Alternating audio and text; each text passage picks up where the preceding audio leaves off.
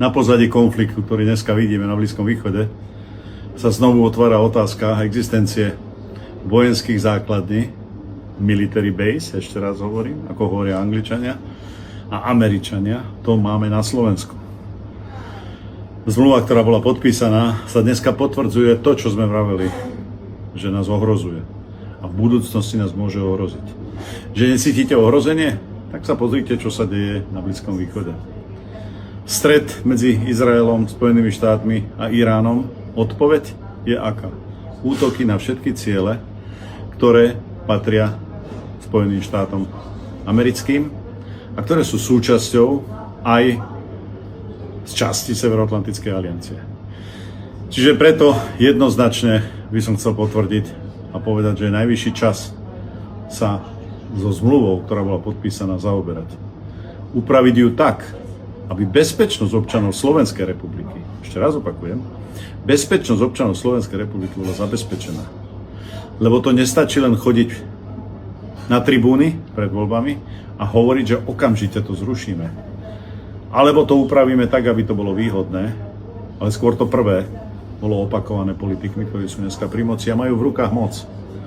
A tá moc ich oprávňuje k tomu, aby sa začali zaoberať tým Slovenskom, začali sa zaoberať bezpečnosťou občanov, začali sa zaoberať tým, aká bude budúcnosť pre Slovenskú republiku a pre ďalšie generácie. Či tieto generácie, a opakujem to znova, budú aj reálne bezpečné.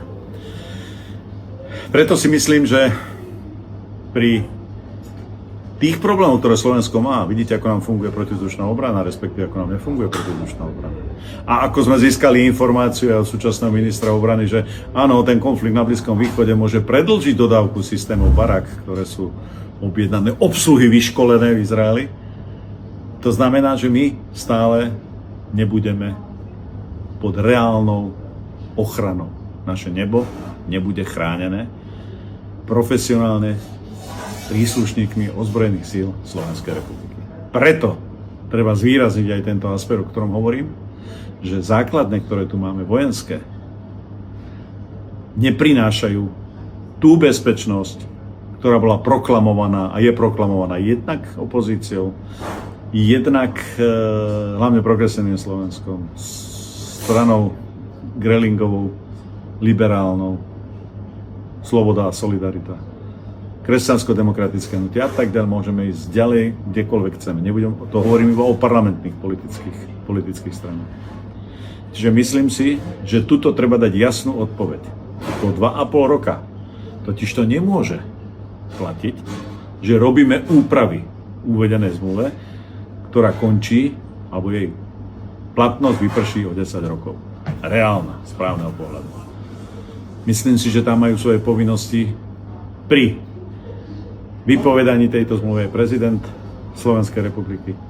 Samozrejme vláda Slovenskej republiky a rezortný minister. My musíme vedieť, čo chceme, my musíme vedieť, čo nám to prinesie a musíme povedať a vyslať občanom správu, že ste bezpeční. Aj štáty, ktoré sa nachádzali na Blízkom východe, okolo Iránu si mysleli, že také niečo sa nemôže udiať a vidíme, čo sa deje v Katare, čo sa deje v Bahrajne, čo sa deje v iných štátoch, kde sa nachádzajú americké vojenské základne. Vidíme, čo sa stalo so základňou Veľkej Británie na Cypre, respektíve akým spôsobom bol na ňu uvedený útok. Čiže nikto dneska sa nemôže cítiť bezpečný. Samozrejme, aj tá otázka tej kolektívnej bezpečnosti je týmto spôsobom a touto odpoveďou výrazne narušená. Čiže ešte raz, je to taká výzva možno pre politikov koalície. Znova sa začnite zaoberať zmluvou, ktorá Slovensku neprináša veľa pozitívnych vecí, ale naopak je ohrozením pre bezpečnosť všetkých občanov Slovenskej republiky. Presne tak, ako sme to hovorili aj pred poslednými, respektíve ostatnými voľbami do Národnej rady Slovenskej republiky.